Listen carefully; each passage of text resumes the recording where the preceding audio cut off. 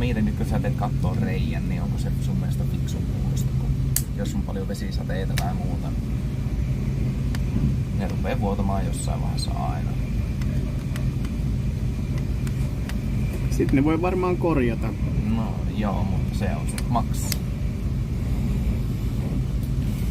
Tästä tekis vaan katon kunnolla ilman ikkunoita, niin ne ei tulisi vuotamaan.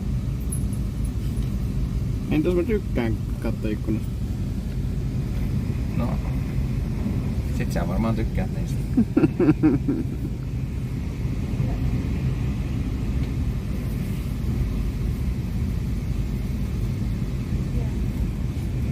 Älähän nyt naiskaa Lucifer, kyllähän juttu on silleen, että suomalainen rakennustarkastaja kyllä niin kuin tietää enää paljon enemmän kuin Kyllä minä. ulkomaalaiset.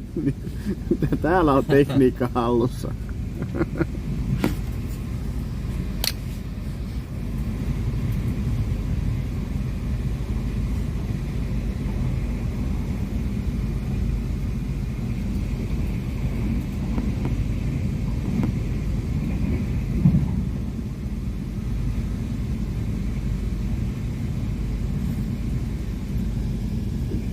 Hei, alettaisiko olla perillä? Utrecht jotain siinä oli. Oli vai? Oli, mutta ei tää ole ihan se pääasema, tää on joku niinku sivukylä.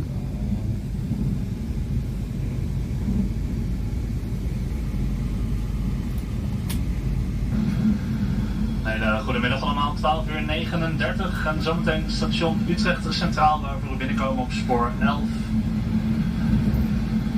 Wegens geplande werkzaamheden tussen Utrecht en Ede-Wageningen rijden er momenteel zowel snelbussen tussen Utrecht en Ede-Wageningen.